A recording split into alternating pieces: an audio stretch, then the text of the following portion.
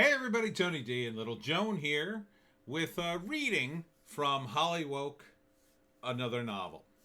This is going to be chapter 6, and this introduces some of the fan characters who are in the book, and they're a bunch of cosplayers, and they play a role in the story of Hollywoke and the final ending. So I just thought I'd do this specifically for the Webcomic Factory since I missed a comic for the first time in like 10 years. Thought I'd do something a little special. This is why I missed it. I was working on the book. All right, Chapter 6. The Manhattan Beach Cosplay and Comic Con had better than expected attendance. After last year's problems with the coronavirus, the con organizers were able to score a posh hotel for the con at a quarter of the cost. With the comic book companies and the comic book stores on the verge of collapse, the only sure way to get comics was at a convention. This led to a surge of vendors, guests, and fanboys. The comic book surge annoyed Clint Meyer, the cosplayer who was dressed as Mort Rigsby when Roger Lee was driving to work. Clint was active in several costume fan groups, including the Wild Space 201st Battalion, the Ghost Chasers of Redondo Beach, California, and the Vigilantes Auxiliary League of Manhattan Beach. Officially, Clint was an officer at all these clubs, and his titles gave him some influence amongst the cosplay aficionados. Unofficially, he was the king daddy of cosplay for the entire region. His father was Lawrence Meyer, the special effects wizard. This gave Clint unlimited access to molds, makeups, and props that the other fanboys would die for. His Wild Space energy sword wasn't just a replica, it was made by the same guys who had made the movie's props. There wasn't any costume Clint couldn't duplicate down to the stitch, and it would be authentic as hell. He was currently dressed as Soldier USA, except that instead of a sidearm, he had a soldering gun. Additionally, he had modified the suit so that the logo was a soldering gun, so that he was Solder USA. This pun costume was made all the more impressive by the fact it was actually one of the early Soldier USA costumes used in the first movie. Two of his dad's assistants had helped him modify it to fit Clint's bulkier frame and give the illusion of abs beneath the costume. Clint sat in meeting room B, awaiting to participate in the discussion of gender politics in cosplay. He had 10 minutes to kill, so he was doing what he always did: complain about movies. "You don't know this," he began, smugly as he often did to new cosplayers, but the original Wild Space saga was going to be set on a moon, not a desert. That's why so many of the creatures had moon-related names like Crater Wolves and Lunar Knights. The two cosplayers, Jamie and Pete, were dressed as the Wild Space enemies, Army of the Domain. Both had purchased their costumes off of eBay. Clint typically disdained anyone who bought costumes with no modifications, but Jamie and Pete were new to the scene. They sat on the rug in meeting room B while Clint continued to hold court. "Yeah, right," agreed Jamie. "I think I heard that somewhere." "You didn't hear it," Clint insisted. "The normies talk about it because the central planet in the first movie had 3 moons, not because it was one. Trust me, I know what they're doing to the movies now. It's an abomination. I've seen the plans going forward." "Whoa," Pete gasped, impressed. "More than just a schedule?" "If you think the current movies are bad now, Clint relayed. "They blame the coronavirus for the problems, but let's be real here." Just as Clint was about to launch into an even longer story about his outrage about the Wild Space prequels, the 2 overweight space knights that were thrown out of Simeon's party arrived.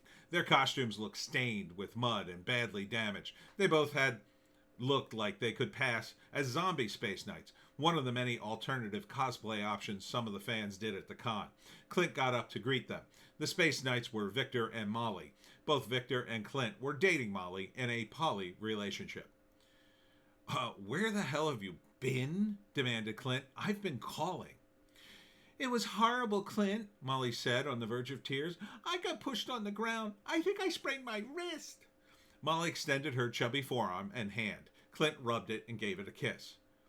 "We're supposed to be protecting her, Victor," reminded Clint. "Not that I'm imposing a traditional gender dynamic on either of you, but Molly does have health issues." This was true.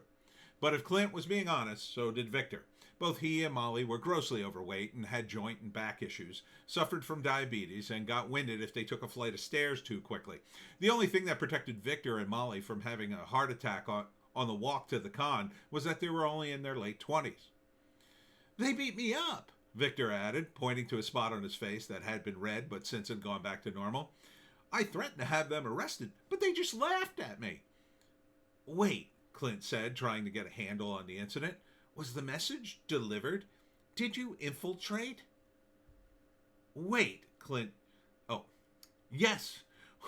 We pushed her in the pool and said the line and everything," assisted Victor. "Wasn't it on the news?" "No, nothing," Clint said. "Where have you been all this time, then?" "Some guys pushed us into an SUV and drove us out to La Tuna and just left us there," cried Molly. "Well, did you call an Uber?" asked Clint. "They threw my phone in a pool," cried Molly. "I have to get a new phone now." "Wait, it wasn't on the news?" asked Victor to clarify. "No, I've been checking," Clint said in frustration. "But you said the line?" "Yeah, in front of all these people at the party." "And you're sure it was Penelope Nietzsche you pushed it into the pool?" asked Clint, amazed that there hadn't been a news report. "Clint," said Victor, indignant, "I think I know Queen Lorena of the House of Aquarion when I see her. I've seen the prequels over 170 times. This is upsetting," said Clint, trying to process the possibility that his brilliant plan didn't work. "Can I snug you?" whined Molly. Clint put up his hand and closed his eyes. "Never while I'm in character, Molly." Solder USA then moved to face Victor. "I want you to calm down and think very carefully, Victor," instructed Clint. "We need intel. Someone kept this out of the newspaper, and I need to know who." "Must have been that guy who threw the party," suggested Victor weakly. "Not necessarily. Who else was at the party? Who went to her rescue at the pool? Think, man, think," Clint said intently. I don't know. I don't know them. I didn't get their names," Victor said, flustered. Grabbing Victor by the side of the head, Clint tried to keep him from panicking. He pulled his face close. "Listen to me, Victor. I cannot do a Vulcan mind meld with you. We tried for days, but we're all too human," Clint said dramatically. "I remember," Victor replied. "That was a weird week. Our only hope is that you remember the face in your own brain.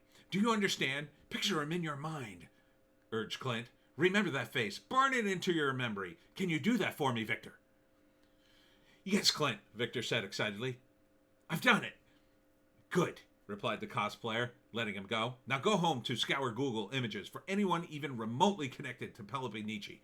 She's world famous, and he has to be in one of the pictures if he works for her. Can you do that for me, Victor?"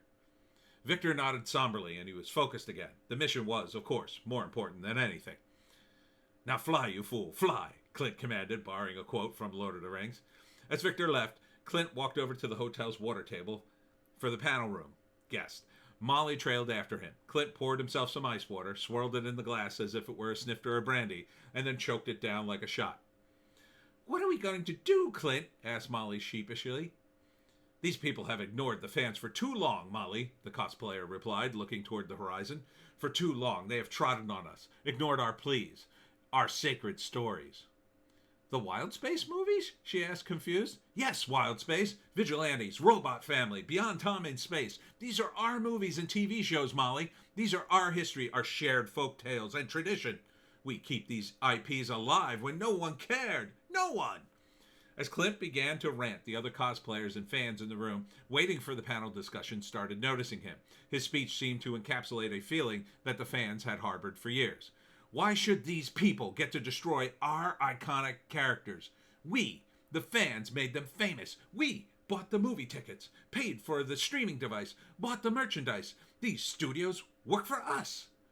Some of the fans in the crowd began to make noises in agreement. "I've spent thousands of dollars on Blu-rays and movie posters and electronics just so I can watch these things. And I've watched the same movies and TV shows again and again. I know them better than the people who supposedly write them now. We all know the stories better." The crowd started to murmur. Yeah, he's got a point. "Are we going to sit idly by while white cis males who haven't even read the books that most of these movies and shows were based on ruin them? We, as the fans, need a seat at their table." We demand it. The room cheered. It all seemed so right and sensible. My fellow cosplayers and fan of whatever show you identify, join me. We will be heard, or we will punish these so-called creators until they listen. The room exploded with applause, and the 24 or so nerds that had gathered. Molly was momentarily overcome with emotion. She cried and clapped excitedly. Clint struck a heroic pose at the end of his speech, causing further applause and cheers. The couple collected contact info, and the gathering of fanboys anxiously agreed to join the fight to take back pop culture from whoever was, in their eyes, ruining it. Okay, so that's chapter 6 of Hollywoke. So I hope you enjoyed that. Now, obviously, there's some things mentioned in there. You're like, what? What party? What happened? Well, you got to read the book. You got to read the book to get the whole story. But that's just a little taste. Clint and the other characters are in this in and out. I would describe them more as supporting characters. I didn't read you a chapter with the main character, Roger Lee, because I probably would have had to read you the first chapter. And you can read that online. So if you got Kindle Unlimited, it's up. If you want to get the ebook, it's $3.99. I did correct the price. And I should have the trade paperback up soon. And that should be $8.99. So check out Hollywoke, and thank you for tuning in.